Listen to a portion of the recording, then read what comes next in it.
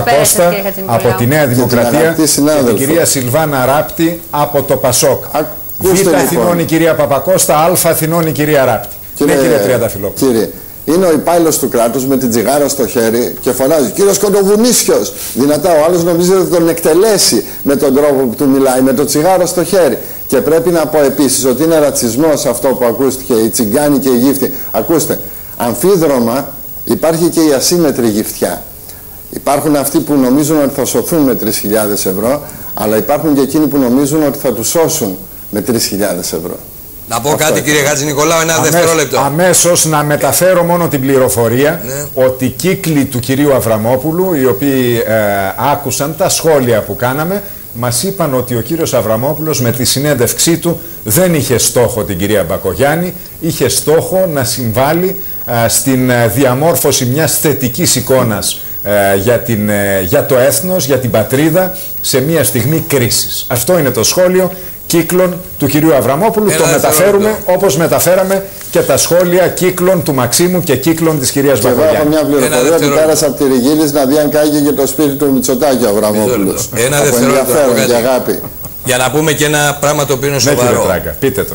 Η παρουσία του κυρίου Μολυβιάτη στη διαχείριση των χρημάτων που προέρχονται και με πρωτοβουλίες είναι εγγύηση. Είναι όμως το καταλληλότερο ίσως πρόσωπο αυτή τη στιγμή. Πρέπει να πούμε όμως που τοποθετεί ο Καραμανλής. Επίσης ότι έχουν γίνει και πολλά στραβά σε αυτή την ιστορία. Παράδειγμα σας λέω.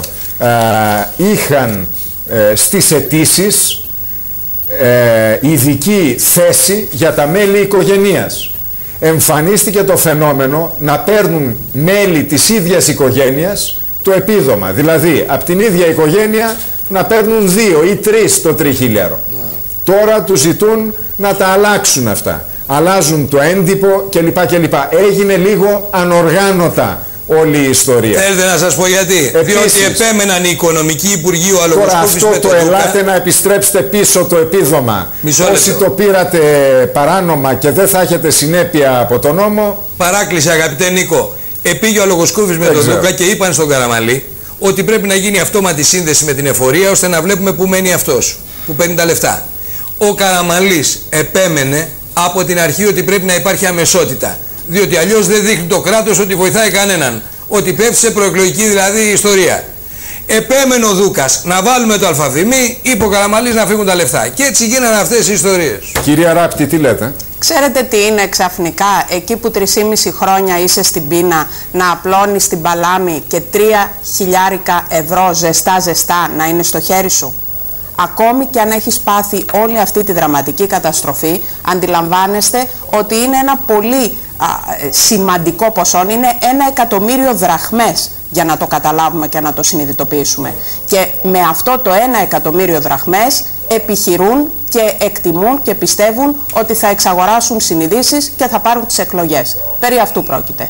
Τα υπόλοιπα είναι ζητήματα τα οποία προσβάλλουν όλους μας ως πολίτες ενός ευρωπαϊκού κράτους. Και οι σκηνές που είδαμε στο ρεπορτάζ και όλα όσα γίνονται. Έλα να δώσεις πίσω τα χρήματα και δεν θα έχεις ποινή. Είναι αστεία πράγματα. Είναι τραγικά. Ναι, κύριε Χατζηνικολάου, εγώ θλίβομαι βαθύτατα όταν την ώρα που η πολιτεία, το κράτος, όλοι μας, οι πολίτες, οι πάντες προσπαθούμε να ανακουφίσουμε από την εθνική τραγωδία την οποία βιώσαμε, τους πολίτες εκείνους οι οποίοι έχουν πληγεί βαθύτατα και οι οποίοι αυτή την ώρα περιμένουν πράγματι να στέρξουμε και να νοιαστούμε για αυτούς, να κάνουμε μια τέτοια συζήτηση και αναφέρομαι σε αυτό που προηγουμένως η κυρία Ράπτη. Δηλαδή, θλίβομαι βαθύτατα όταν ακούω τέτοιου είδους εκφράσεις και όταν μπαίνουμε στην πολιτική αντιπαράθεση. Εκτιμώ ότι αυτή την ώρα ο τόπος μας έχει ανάγκη όλους, όλα τα πολιτικά κόμματα. Η πόλος και η όξυνση, κύριε Χατζηνικολάου, μόνο να βοηθήσει δεν μπορεί. Εκθέτει δε και το πολιτικό σύστημα συνολικά. Θα συμφωνήσω δε με τον κύριο Τριανταφυλόπουλο, ο οποίος είπε προηγουμένως ότι προσβάλλει την αισθητική του μια τέτοια αντιμετώπιση και μια τέτοια εικόνα. Νομίζω ότι προσβάλλει την αισθητική κάθε ανθρώπου αξιοπρεπούς, ο οποίος περιμένει στον 21ο αιώνα στην Ελλάδα